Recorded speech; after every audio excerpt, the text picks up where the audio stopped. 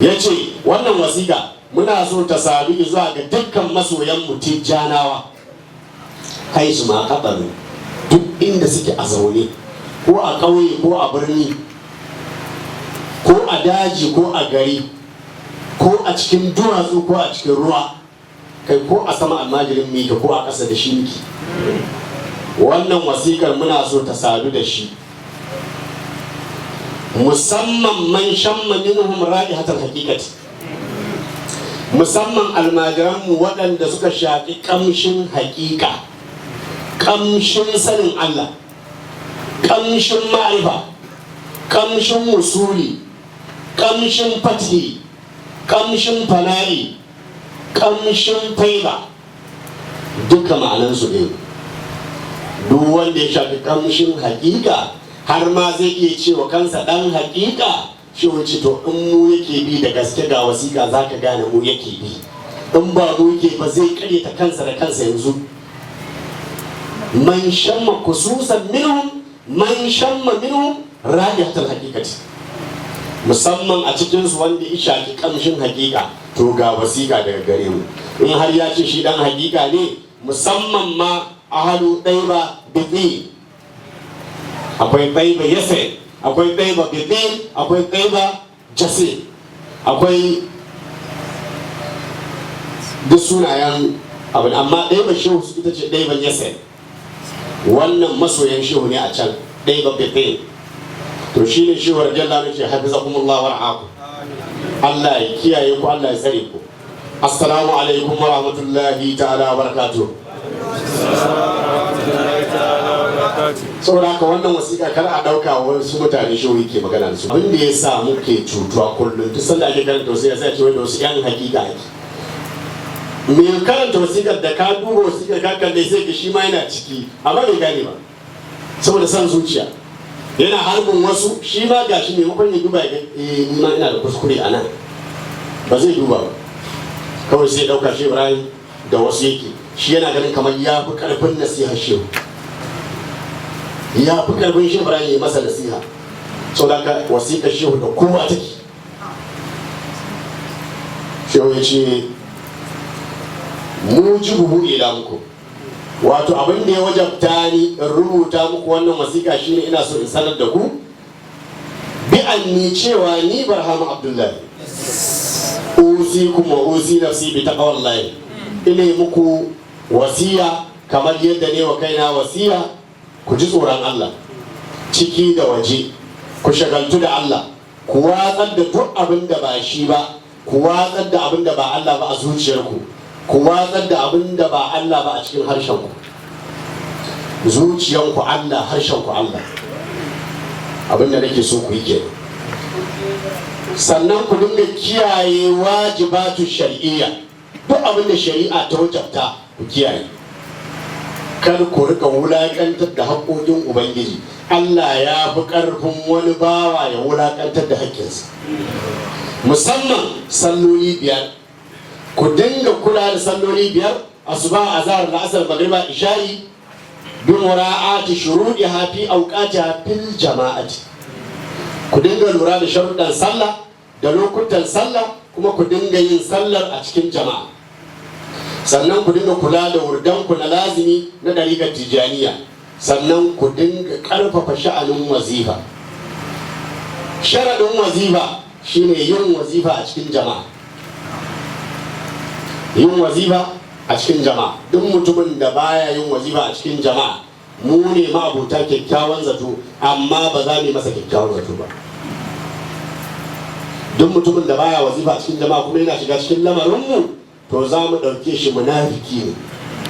Baya wazifa, baya zikirin juma'a, ba lazimi, bai damu da shehannanmu ba, abin da suka faɗa sunansa banza, a munafiki ne shi a cikinmu, ba ɗan cikinmu ba ne. In ku a cikin gidajenmu yake to agola ne, ɗan riko ne, ba haifaffen gidan ba ne. Irin su ne duk abin da ka gafa ba ɗari kaza da suna faɗa a wurin maulidi, a wurin taro. Akwai waɗansu ma suka yi kaza su haddana su ma na ƙarya su ƙara, duk saboda su ci mutuncin ɗarikar tijjaniya da faida. Za ka yi mamaki ya za mutum da yake cikin gida bai rufe asirin gida. kowane ƙarya ya fito ya faɗa, kowane abin da ba a yi ba ma ya fito ya faɗa. Saboda haka duk wanda yake son masa kyakkyawan zato ya tabbata a cikin gidanmu, kuma ya faɗi abin da yake cikin gidanmu, ya kiyayi wa cikin gida ƙarya ko ƙazafi ko sharri. Da wuya mutum a haife shi a cikin gidansu wani abun kunya ya faru a cikin gidan ya fito yana faɗi a waje. In an tambaye shi ma dariya zai ce a karbi da mutane da Allah surutan banza ne, ya faɗi abin da zai faɗi ya wuce wuri. Amma haka kawai ana zaune hankali kwance ya zo yana ba labari, wallahi kishiyar mamanmu ta yi kaza ta yi kaza ta yi kaza, wallahi ba ku da labari wani kaza ya yi kaza ya yi kaza. A kuma gidanku kuma kana faɗin labarin a waje, baka san laifin zai koma wurin babanku ba ne? Ko baka da labari? Ai laifin wurin babanku zai koma. Duk abin da kake tunanin zaka dinga yaɗawa kana faɗi kaza kaza, wurin su masu ɗariƙa zai koma. To da dama ba a san su ai. Ɗariƙar ma ita kanta ba a san ta, sai aka samu ɗansu a shirarai sun yi wani abu, kuma su ba asalin 'yan gidan ba ne. Mun gaya muku a nan cewa shari'a da ɗariƙa ga waɗansu jarirai a kan shimfiɗar suna kuka, haƙiƙa kuma ta ba su baya, ta yi kamar ba ta jin su. Sai shari'a ta ce wa haƙiƙa, haba haƙiƙa, yaya yara suna kuka ba za ki ba su mama ba? Sai ta wayo ta kalli shari'a ta ce rabu da su ba yaya na bane. Sai ɗariƙa ta ce haba ki tausaya musu man ki ba su mama. Sai ta ce haba ɗariƙa, in ita shari'a muna nesa da ita, aiki ga gida ga gida, ai ya kamata ki san ƴaƴana, ki san. Ta ce eh wallahi na sani, to ki rabu da su kai ba ƴaƴana bane. Dukkan mafi yawancin yaran da suke wannan tambadewar a gari suke aikata wannan alfashan, wallahi haƙiƙa ba ta yadda ƴaƴanta bane. Amma sai kaga ustazai sun zo suna yada duniya wai ƴaƴanta ne, ba ƴaƴanta bane. Ita da kanta ta ce ba ƴaƴanta bane, ba ƴaƴanta bane. Al-adiya'u wal mutadaffiruna kasirun fi bisadil haqiqati wal haqiqatu bari'atun minhum. Da 'ya'yan zina shegu da 'ya'yan banza tambadaddu sun kwakwanta akan shimfidar hakika suna kuka, hakika ta ce ba 'ya'yanta bane.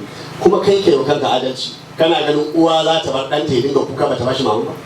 Tun da kaga hakika ta ki ba su mama, ba 'ya'yan hakika ba, 'yan iska ne kurum. So haka ya kamata mutane su gane wannan. Mafi yawanci wanda suke yin wa'azin ba sama ba hakika ba layin su bace, kuma suna da wata manufa ne shi yasa suke kare yaɗawa saboda a kyamace ta. Shehu radiyallahu ta'ala ya ce to ku kula da yin wazifa a cikin jami'i. Faman fa'alaha bi nafsihi ma imkanil jama'ati lam takfihi.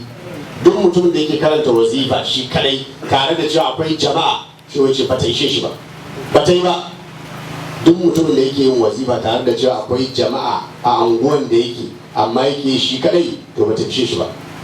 Wanda haƙiwa mutijaniyati, da yin wazifa a jam'i kafafuwan ɗariƙa yake tsayuwa daidai. In ba ka yin wazifa a cikin jama'a, to kafafuwan ɗariƙarka sun kakkare, ɗariƙar ta zama gurguwa. Kamar nan ya hafaz ma zikira, duk wanda muka faɗi wannan bayani bai yadda ba, bai kiyaye ba, shi wace ka kwantar da hankalinka, falaisa bi tijjani, ba ba tijjani ba ne, yaudaran ku yake, munafiki ne kawai. Ka ji da kyau, duk mutumin da muka faɗi magana cewa gashi dole a yi wazifa a jam'i yaƙi, kuma ya zo yana yin wa'azi a cikinku, yana cewa mun ce kaza, shehu tijjani ba ya ce kaza ba, ya ce ƙarya yake yi, ba laisa bi tijjani ne, ba ba tijjani ba. In kuwa ba tijjanan ne ya tabbata cewa din yana yi din wani uzuri ne ya hana shi, to wa izan lam yashum mara'ihatal faqri wa tasawuf, bai shafi kamshin bukatuwa zuwa ga Allah ba, ko bai shafi kamshin sufanci ba. Shehu ce ina yin wasiya ga dukkan wanda ya shafi kamshin tauhidi ke bantacce, shine hakika, bi da mata samti, ya dawwamar da yawan shiru, ya daina yawan magana. Duk mutumin da ya samu hakika, ya samu faida, ya samu jazba, ya samu fana'i, ya samu wusuli, ya samu sukuru, ya samu sahaku, ya samu mahaku, ya samu dakku, ya shuru.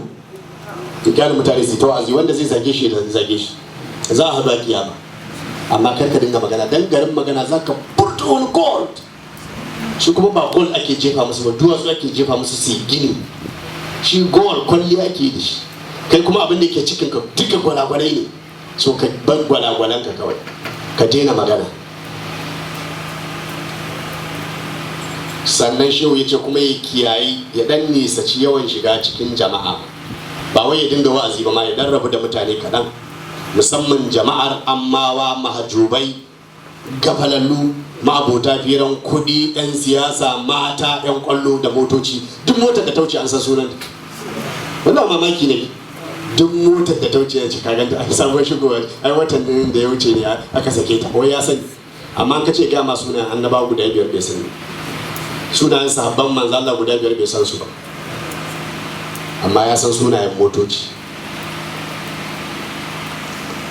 Shi wuce duk taron da aka shirya shi ba dan Allah ba ma, in ka shaki kamshin hakika ka daina zuwa. Ko maulidi aka shirya, in ka fahimci wata siyasa ce ta waɗansu malamai, kawai sun shirya maulidi ne da sunan kasan. A yanzu akwai waɗanda 'yan siyasa ne, suna bin 'yan siyasa sai su ba su kuɗi sai su ce ku shirya maulidi, sai a shirya maulidi da sunan annabi, amma kamfen za a yi.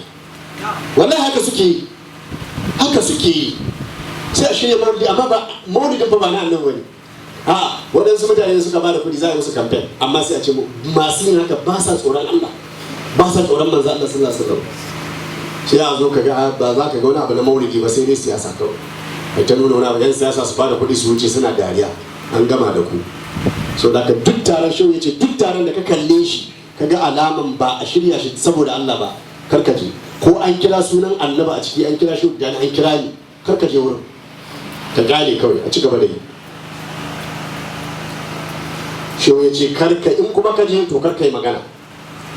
La siyama takallumu fi tauhid wal asrar amamahu, musamman ma magana a cikin sha'anin tauhidi ke bantacce da kuma asraran ma'rifa a gaban irin wannan mutanen karkayi. Wa alamu ku sani anna kashful asrar rububiyyati bainal mahjubina ashaddu inda Allah min al-haram. Ku sani cewa wato yayi asraran ubangiji na sha'anin tarbiyya da usuli da ma'rifa da askaru da faida a gaban mahjubai ya fi tsanani a wurin Allah daga shan giya da zina. Ka zauna kana gaya mahjubai asraran ma'rifa, asraran hakika. Mashayi ya fi ka daraja, mazinaci ma ya fi ka daraja lokaci. Bayyana sirrin Allah ya fi tsanani a wurin Allah daga shan giya da zina.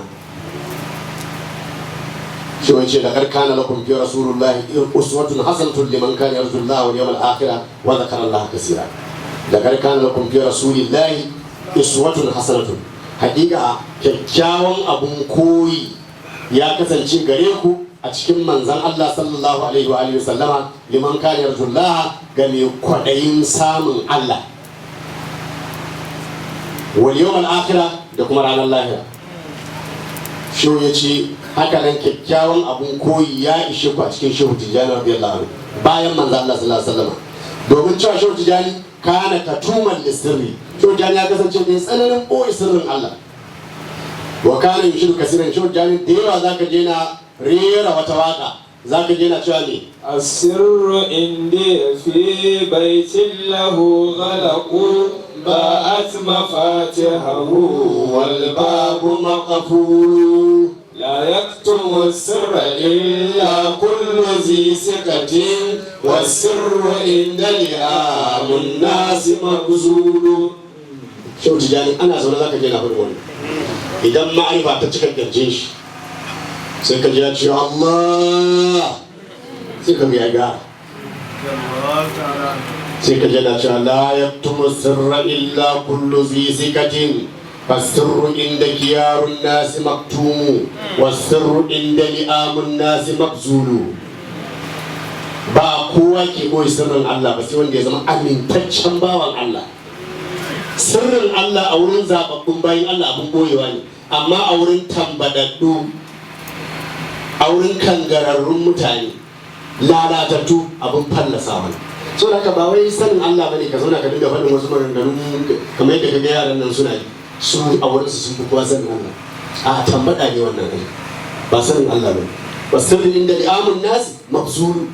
Sirrin Allah a wurin wulakantattun mutane abin fallasawa ne. Ko abokinka ne ya baka sirri ai da su ka faɗi, balle ubangiji ta barkota ya san daga sirrinsa ka faɗa. Saboda ka Jojani na ce asirru indiya, asirin Allah a wurina fi baitin yana cikin wani daki da hukarakun yana da kwado. Ba a tuma fatiha mabudin wannan kwado ya ɓace. Wal babu makafulu, ɗakin kuma a kulle. Ɗaki a kulle ga mabudan sun ɓace. Saboda haka la yaktumu sirra illa kullu zi zikatin wa sirru inda li'amun nasi mabzulu. Saboda haka yana ta sudurul ahrari quburul asrari, kirazan yantattun bayi wato arifai makabartar asiri ne. Ana laita shiri hal yaran nasu ma ara walakin sudurul alamina quburu, walakin sudurul arifina quburu. Shi wuce kai hatta a cikin wannan bawan da ba kowa ba wanda ya rubuto muku wannan wasiƙa, inda za ku kalle shi ku koyi da shi, shi kanshi ya ishe ku abun koyi kamun a kai ga shehu tijjani zuwa ga manzo Allah.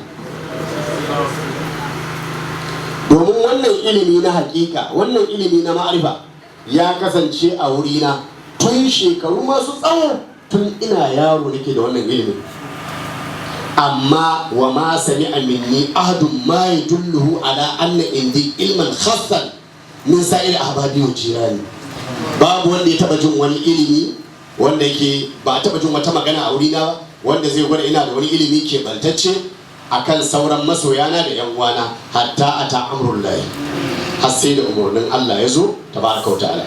Wa ahmaduhu wa ashkuruhu ala zalika, ina gode wa Allah, ina ƙara yabansa a bisa ɓoye sirrin Allah da rai. Ce wace kai kagan mu ne shugaban malamatiyawa, waɗansu waliyai ababen zargi wanda in sun kwana suna sallah raka'a 1000 na nafila, washe gari sai a ce ai kofarin nan ma ba sa yi. Idan da za su kwana a Ka'aba washe gari za a ce ai gidan mata ya kwana. Su haka Allah ya su, baka isa ka kare su ba. In ka ji ana zagi su kai shiru kawai, kai ta kallo. Ba ka da wata hujja da za ka kare su, saboda hujjar su tana fuskar su, da an kalle su an san su, amma ba za a sai a kawar da hankali kawai. Saboda ka shawarci to mu ne shugabannin waɗannan mutanen da ake zargi. Shawarci duk wani wanda za a zarga baya na yi, ni ba abin da kunne na bai taba ji ba illa abu ɗaya. Abu ɗaya ne ba a ce na yi ba, shi ne ciki. Shi ma dan an san maza ba sa yi ne da an ce na yi. Shi kadai ne ba a faɗa ba, amma komai an faɗi. Wa mauni bil kufri wa tafassuqi wa tahlilul harami wa qalil arhami wa ifsad dariqati shaykh bi idkhal ma laysa fiha wa sirri wal jununi wa fa'ala bi min al af'ali ma la yafi bi qalbi fasfartu lillahi. To kaga ni kai ko me aka gaya maka? To shine shehu radiyallahu ta'ala ne ke faɗi, yake cewa to lallai mu ne shugabannin waɗannan matiyawa malamati da barin nuna karama. Shi ne sha'anin su waɗannan malamati yiwu, ba sa nuna karama kuma suna ɓoye makamansu. To mu ne shugabanninsu. Kowane ma'abocin kasuwanci ya je ya yi kasuwancinsa, mu kuma ya ban mu da ubangijinmu. Duk wani ma'abocin wani shagali ya je ya yi shagalinsa, mu kuma ya ban mu da manzan Allah mu. La nadda idda'awa wala maziyya wala khususiyya, mu ba ma da'awar wato wani matsayi, ba ma da'awar wani maziyya ko kuma wata khususiyya.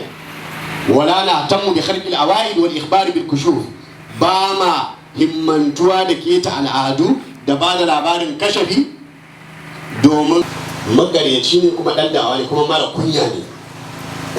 Domin cewa bawa in dai ya san Allah da gaske, tarbiyya da gaske irin tamu, in ji shehu, ya ce to in ma ya shahadar haƙƙa wahdahu, ko dai ya ga Allah shi kadai la sharika lahu, bai da abokin tarayya. In ko har ya ga Allah to fala kalama lahu, wallahi ba zai iya magana. Duk wanda ya ga Allah ko an ce magana ba zai iya ba. Ha? Ai ba Allah ba. Ko ɗakin mutum ka shiga, ko mutumin nan ƙato zabgege majin ƙarfi, ka ɗauki wani kaya a ciki, juyi wanda za ka yi sai ka ga adda a hannun shi. za ka iya magana? Shiru za ka yi ka aje kayan ka ɗaga hannu ka rufe ido ka saranda ko ba haka bane? So duk arifin da ya ga Allah da gaske to saranda zai ba zai iya magana, balle haka ga yana farta wasu maganganu wai kar a yi sallah, kar a yi kaza, a yi lalata, kuma yana kallon Allah amma ya ce a saba Allah. Ga Allah kurukuru yana gani amma ya ce a sha giya, ya ce a yi zina. Ba Allah ya gani ba, wani katon gunki ya gani kawai. Saboda haka imma bawa ya ga Allah shi kadai, to ko in ya gan shi ba zai iya magana ba, kuma ko ishara ba zai iya yi ba zai iya ishara ba. Wa imma an yi shahadar khalqa, imma kuma ya zama halitta yake gani. In ko halitta yake gani wa huwa mukallafun shar'an. Duk sanda aka ce maka bawa yana ganin halitta, matukar ka ga babanka, ka ga babarka, ka ga matarka, to ka tabbatar shari'a tana kanka yanzu shi. Ba wanda shari'a za ta sauka a kansa sai wanda ya tabbata cewa bai ga kansa ba, bai ga uwarsa ba, bai ga ubansa ba, bai ga namiji ba, bai ga mace ba. Amma wanda a matan ma yana da zabi, magana banza magana gobe. Saboda haka shehu radiyallahu ta'ala ya ce to wa gairu hazainul mashhadain, ka ga mashhadi guda biyu banda waɗannan, duk mashhadin da ba waɗannan guda biyun nan ba, shuhudul haqqi ko shuhudul khalqi, to babilun ƙarya ne. Walau zanna sahibu wa annahu babilun, ko da yaro yana zaton cewa wannan ilimin badini ne ko haƙiƙa ne, to ƙarya yake. Wal badinu la yakunu zahiran abada, badini ba zai taɓa zama zahiri ba har abada. Duk abin da kake takama da shi an taba ka ce ai badini ne, ai haƙiƙa ne. Ha, badini to me ya fito da shi waje? Ka ce ilimi ne boyayyi, me kawo shi waje? A bar shi a ciki mana. Kaga yana nuna kai makaryaci ne kai. Da gaske ne ilimin ka na badini, abin da kake badini ne ba wanda ya sani, to wace ka bayyana shi. Kaga bayyana waka ta tabbatar cewa ƙarya kake yi kenan. Saboda haka shi wa radiyallahu ta'ala ya ce ga wata waka da su ba suke yi, me ya ce? من ساره فأفشى السر معتمدا لم يعملوا على الأسرار ما عاشا. Man sara ruhu, duk wanda su ba suka yadda da shi za su tattauna da shi, za su fira da shi, bayan an gama fa afsha sirra sai ya fallasa asirin da suka yi da shi mu'tamidan da gangan, lam ya'manu ba za su ƙara amincewa da shi ba, alal asrar a basa su ƙara bashi wani sirrin su ma asha matakan yara ne. Shi wai cewa ayyi majzubin, duk wani majzubi ya takallamu da yake magana, la yanalul mazida minni, ba zai ƙara samun ƙari ba daga gare ni. Li'anni la u'inuhu ala ma'asiyatillah, domin ni ba zan taimaki mutum akan sabon Allah ba. Mutum ya ce sallah hijabi, karatu hijabi, shin zan taimaki wannan mutum akan sabon Allah ba. Wa atabiru, kai ku ringa lura mana fi sha'ani ba'dihim, a cikin sha'anin irin wannan masu yin wannan aikin. Fi man taqaddama, kuma a cikin waɗanda suka gabace ku akwai wanda na hana shi yin magana bayan na masa tarbiyya, ya yi usuli, ya ci gaba da abin da na hana shi saboda san zuciya a bar bi, sai na yanke madadina, waka atun madadi, sai na yanke madadina, falan yan tafi a wahalaka man sami aminu, bai amfana da ni ba, sannan duk wanda yake sauraron maganarsa shi ma sai ya halaka. Duk irin yaran nan masu hakika, masu cewa su majzubai, masu cewa kaza kaza kaza, a shahiya ayi kaza ayi kaza, komai ne shi wace duk wanda ya saurare su sai ya halaka. Kuma su din ba su amfana da yi ba, su ma san ina na dosa. Fahim aswa'u halan, in kana so ka gane wannan magana ka kalle su da kyau, za ka yi sun fi kowa lalacewa. Duk wanda ka ya shiga wannan layin, wai shi dan hakika ne, ba zai sallah ba, ba zai sha giya ba, ba zai wazifa ba, ba zai lazimi ba, ba zai bi iyayensa ba, zai sha giya, ya yi zina, ya yi caca, ya yi sata, ya aikata abin da ya ga dama, ya zagi kowa. Shi wace za ka ga su ne aswa'u halan. Ko a gidansu za ka ga ya fi kowa lalacewa a gidan. In a makaranta ne ya fi kowa lalacewa a makaranta. In a zawiya ce za ka ga ya fi kowa lalacewa a zawiya. In a unguwa ne za ka ga ba tambaɗaɗɗe lalatacce kamar shi. Shi wace to wannan ne almajiri na, ni kuma na ga muku salahu ahibba'i ya ruhu ni mafsir. To ya wannan zai zama almajiri na? saboda haka su ne mafi lalacewa a kowane hali da'iman a koda yaushe wa asfal maqaman sannan a wurin matsayi su suka fi kowa ƙasa zahiran wa batinan ko a zahiri ko a batini a zahiri za ka ga talauci ya musu kanta a batini za su kaga jahilci ya musu kanta a zahiri ba duniya a batini ba Allah ba wan sai ka taba ce muna bara muna karuwa bare kuwa sadaka yalla ba sadaka yalla muna bara muna karuwa in za ka ba da sadaka ya yi daidai kuma za ka yi lalata shi ma ya yi daidai to kaga ya zama shirme ke saboda haka wasa'idu shi wai ce mai arziki man iza bi gairi mai arziki shine wanda ya wa'azantu da ganin waninsa shi wace to ni na baku misali kuma ni ne shugaban ku saboda haka kun ji yadda muka yi da wasu ga yadda karshen su ya zama saboda haka kuma ku ba hanya mai kyau ku ba hanyar da muka bi ni dama na ga muku za sara khairun nasi sirtu wara'ahu wa in halla yawman fal masiru badilu fa in hada an nahja rasuli fa innani ala nahji ma ishtifa wa hamidu asira garamin la azal mutayyaman wa anna li khairul khalqi lastu ahidu so duk wanda yake so ya ba hanya mai kyau wa hubbu zuhur yamna'u zuhur ba wani abu ne sa yaran nan suke yawo ga wannan hakikar so suke a san su so suke su bayyana kawai a san su kuma san a san ka yana hana a san ka san ka bayyana yana hana ka bayyana wa ana kun gani walillahi alhamdu na gode wa Allah abdul hadratul ilahiyya ni bawan halar ubangiji duk wani wanda zai zo ya iskancin banzansa ya shakiyancin banzansa ya ce ruwa shi ni yake bautawa har ma ya dinga kiran mutane na gaya musu wai ni Allah ne to ni na gaya muku wa ana walillahi alhamdu abdul hadratul ilahiyya ni bawan halar ubangiji Yes. ni bawan halar ubangiji ne lam yastarquni gairaha wani Allah bai sace ba wani Allah bai taba daukata ba wani Allah bai su hawa duniya shedan bai sace ni ba san zuciya bata sace ni ba san zuciya bata sace ni ba duniya bata sace ni ba haka nan nafsu ni Allah ne ya siye ni kuma ya biya inna Allah ashtara min al-mu'minina anfusahum ina cikin al-mu'minina saboda haka la uridu minkum jaza'an ba na neman wani sakamako a wurin saboda haka ba zan faɗi magana da kuke so ba balle ku ji daɗi kuma abin da ba kwa so in Allah yana so zan gaya muku in ji shi yace ba na buƙatar yabo ko godiya daga wurin ku lakin sai dai ajiri in kuna so ku biya ni duk wanda yake so ya biya ni ba zai ce shehu mun gode a ba nan zaka ce ba in kana so ka biya ni bar ku ji abin da za ku biya ni da shi an takunu lillahi billahi ku zama mutanen Allah saboda Allah min gairi iltifatin ilal hawa ku zama mutanen Allah ku daina waiwayen san zuciya to shine kun biya ni wata abiru qabla al-izni hawa muttabain wan nafsu khabisa yin maganan ma'arifa ko maganan hakika ko maganan jazaba ko maganan fana'i ko maganan wusuli kafin a yi maka izini kai maganan to wannan san zuciya ce a babbi ita ko zuciya mummuna ce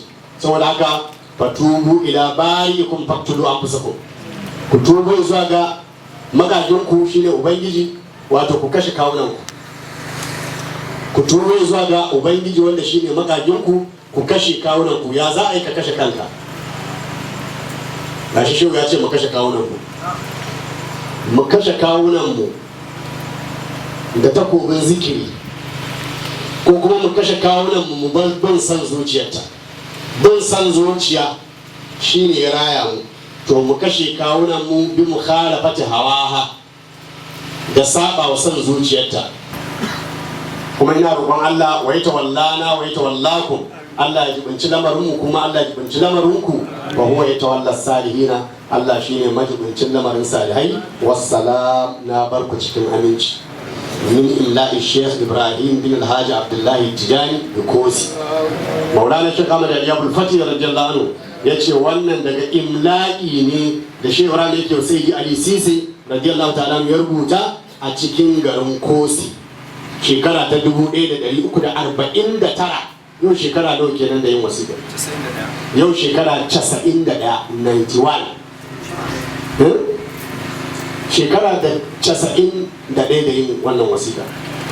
Shi Ibrahim yana wasiya amma ka duba har yau shekara 91 ba da faruwar abu.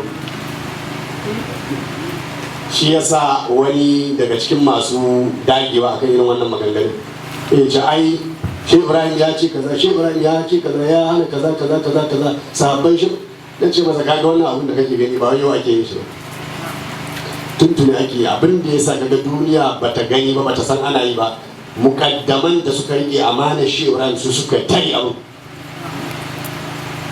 Amma wannan zamanin da mukaddamai in sun ba mutum ɗariƙa zama suke su karantar da shi ilimi, in sun ba mutum tarbiyya suna zama su karantar da shi ilimi. Za su baka ɗariƙa, za su baka karatu, za su yi maka aure, za su baka abinci. Amma yanzu za a ba mutum ɗariƙa ko za a ba mutum tarbiyya sai a sake shi ba a san ma ina yake ba, sai ya ji ya haɗu da ɗan banza sun koya mai lalata, to sai a kama wazi kuma. Wanda ya kamata a ce in an ba da ɗariƙar an ba da tarbiyyar, to kuma ana koyar da shi ya san adabun ɗariƙar, ya san shuruɗin ɗariƙar, ya san kuma na dubbanta, ya san abu in ya tarbiyya a zaunar da shi a karantar da shi. Amma yanzu kwata-kwata ma an manta ma ana karantar da littattafan ɗariƙa. Karanta abin da ya shafi ɗariƙa to sunan shi ɗan hakika, wanda a ƙa'ida ya kamata duk mutum da ka ba shi ɗariƙa to ka zaunar da shi ka sanar da shi ita ga yadda ake karanta ta, ga yadda take, ga abin da shehunanta suka faɗi haka nan tarbiyyar. To da can shehunan da suka gabata haka su, shi yasa komai zai faru ba za a gani ba, saboda sun yi wa ɗariƙar ganuwa. To amma a yanzu za ka zo zawiya ba ka ga muƙaddami ba, gobe ka zo ba ka ga muƙaddami ba, jibi ka zo ba ka ga muƙaddami ba. Wai ina shehu ya je sai a ce yana Abuja. Idan mutanen gwamnati sun zo ganawa da shi lokacin wazifa ya yi, to ranar ba za a yi wazifa ba, sai dai almajirai su. In ganawa ta zama matsala ce ta al'umma baki da ba laifi dan ya bar wazifa, amma maslahar kansa ya bar wazifa don wannan matsala ce babba. Yaya almajiran za su ga kimar dalila? Da can su shugabannin gariga suna alfahari ne da ganin manzan Allah sallallahu alaihi wasallam, amma yanzu alfahari ake da ganin gwamna da shugaban ƙasa. Za ka ga shehannai suna rubutawa a tsofaffin takardunsu, sai ka ga sun rubuta cewa alhamdulillah na gode wa Allah yau ganin da ne manzan Allah na 3 kenan. Wani ka ga rubuta yau ganin da ne manzan Allah na 7 kenan. Wani ya ce yau ganin da ne manzan Allah na 73 kamar Imam Suyuti. Wani ya ce yau na ga manzan Allah su 333.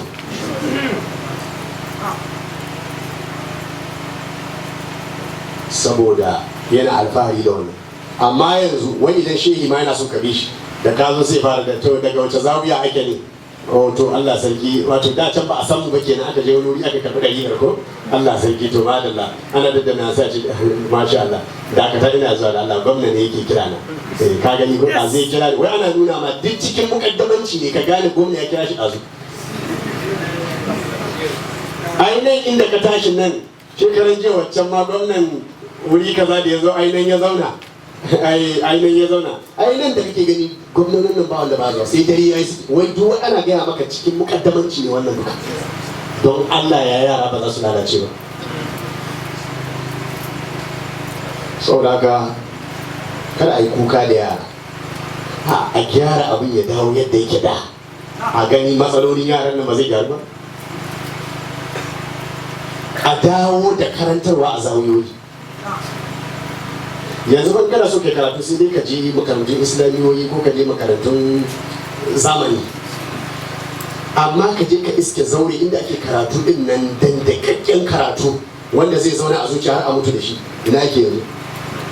Mafiyawancin yaran mu da suke haddan alkurani yanzu ko rubuta ba su iya yi, amma ainihin shehannan mu za su zauna su karantar da alkurani, a karanta a haddace a rubuta, a karantar da ilman hadisi, a haddace a karantar da ilman fiqh, a haddace a karantar da ilman tasawufu, a haddace haka ba suke. yaro karami zaka ga ya karbi dalika ya haddace alqur'ani ya iya tafsirin alqur'ani yana da ilimin hadisi sannan duk shuruɗin dalikatin nan ya san su ta ina zai je lalace amma zaka karbi dalika ba wani bayani ba a koya maka karatu ba sannan kuma ba maganar tallafi ko da ba za a koya maka ba a ingiza ka kai gaba ka je ka koya babu in kuma ka je kai kokari ka je ka wahala ka samu hanya baban ka sai da gona ya sai da fili ya ba da kuɗi ka je kai karatu da ka dawo za ka fara amfana sa ce dan gidan uban waye kai ba dan shehu ba ne sai dan shehu ne zai iya amfanarwa kuma a ce ba za a lalace ba ya'yan shi hannai nawa ne masu amfani mafi yawancin zuwa yan rubu ba ne in ka ce mai sai dan shehu ne zai zama mafi yawancin shi hannun su a dawo iyayensu wasu ne su ma kuma su suka bi suka samu albarka suka zama shehun nan dan ne za a ce dole sai ƴaƴansu ne za su amfana ƙarya ne wallahi cin amana ne so da ina gaya wa dukkan matasa su sani da matasan da suke gaban mu da waɗanda ba sa gaban mu duk wanda ke jin wannan magana ya tashi ya himma kawai ku je ku nemi Allah za ku same shi duk wanda ya nemi Allah zai same shi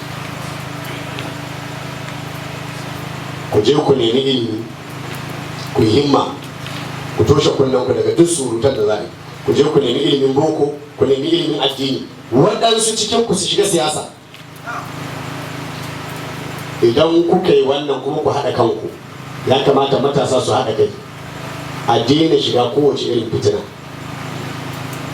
a daina shiga a kiyaye zagin shehunnai duk shehin ɗariƙa da za a kira sunan suka shi radiyallahu anhu wannan abin yana daga abin da ya rage mana karfi a kabilancin zawuyoyi da kabilancin shehunnai da kabilancin iyaye da gidaje mutum zai taso da wani abin amfani zai ce ba zawuyan mu da yawa sai a fara kagan wasu sharrori da za a lalata dan wai ya zo da abin da ya kamata a ce a zawuyan mu yake a karkashin shehin mu yake a karkashin tarbiyyar gidan mu yake tunda ba haka bane mu rusa shi sai mutum dinga faɗin magana da in an ce rantsa da alkurani ba zai iya rantsa ya san ƙarya yake a wai wani ne ya taso zai yi wani abu shi kuma yana kishi ya mai da shi wai kishiyar gidansu so da ka bari ya illata shi da kasafi da sharri ba wannan bane ka mana ci ba kana ga da babu wannan abu a cikin gari ga akwai wata kungiya da za ta iya haɗa kafaɗa da mu wallahi babu ita yawa mun fi kowa kayan amfani ma mun fi kowa to amma a yau kowa amfaninsa shi kaɗai yake ci sai gidansu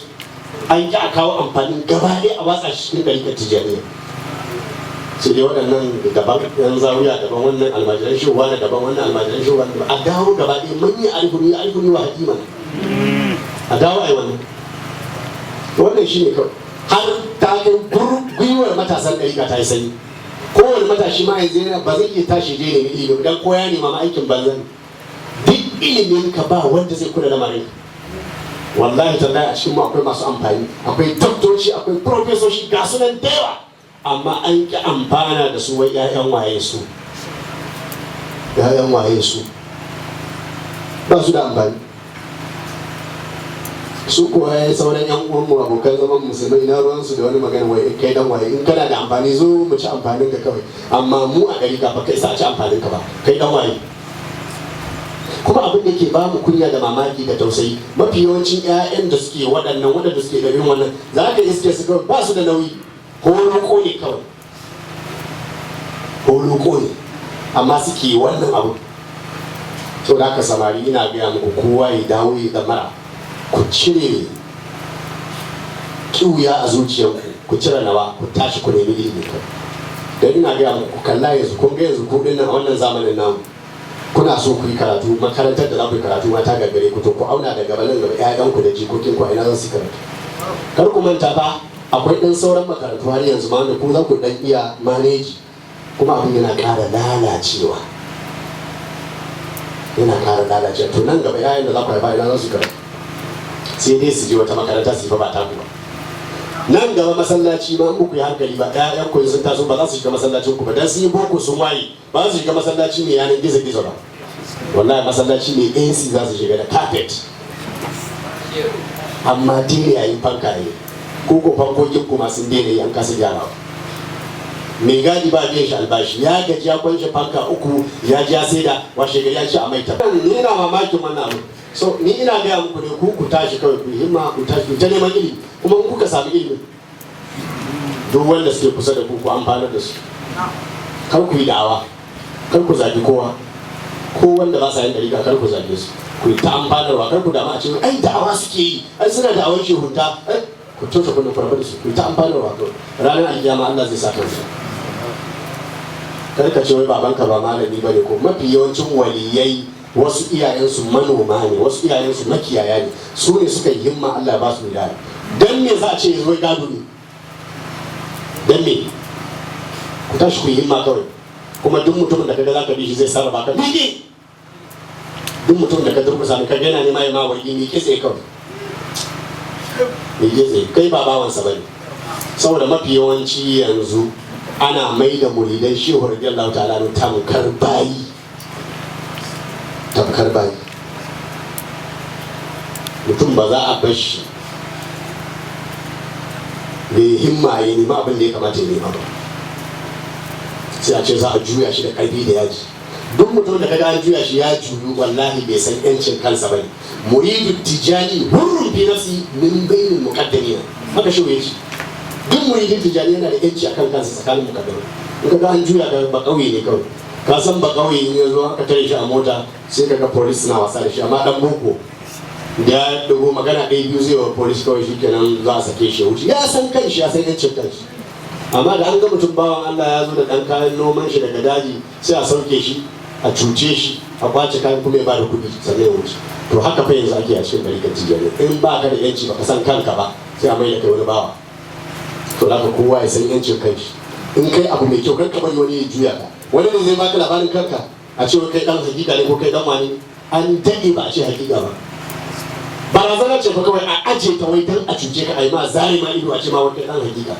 in aka ce dan hakika ne ka ce ba ɗaya bace ma hakika ka ce kai dan hakikoki ne ka ce ba hakika ɗaya bace ma ta haife ka shakiyancin banza shakiyancin wabi kawai ya rabbi ya rabbu ya rabbahu ya samadu fa kun mujisan lana ya wahidul ahadu ya baru ya witru ya ainul muradi ajab يا من لا له شفع كلا ولا ولد أكس بينا وفرج كربه أبدا يا من لا شبيه له وقت ولا ند أنت القياس لكل خائف وجل يا رب يا حق يا من لا له ضد فرج لأمة خير الخلق غمهم ولا ينالهم نسب ولا حسد المصطفى المختار سيدنا محمد الطاهر الأنسابي يا أحمد صل وسلم على خير الورى جدد محمد آله أصحابه سند اللهم صل على سيدنا محمد الفاتح لما أغلق والخاتم لما سبق ناصر الحق بالحق والهادي إلى صراطك المستقيم على آله حق قدره ومقداره العظيم سبحان ربك رب العزة عما يصفون وسلام على المرسلين والحمد لله رب العالمين على جابر محمد mai wannan gida ma'abocin wannan zawiya muna roƙon Allah ya ƙara masa lafiya kamar yadda Alhaji Haruna Ciyaman ya masa addu'a muna roƙon Allah ya karba kuma muna da babban bako a Sharifi jikan manzo Allah sallallahu alaihi wasallama da ya zo mana wannan yammaci cikin wannan zawiya mai albarka za mu bashi abin magana domin ya amfanar da mu kuma ya mana addu'a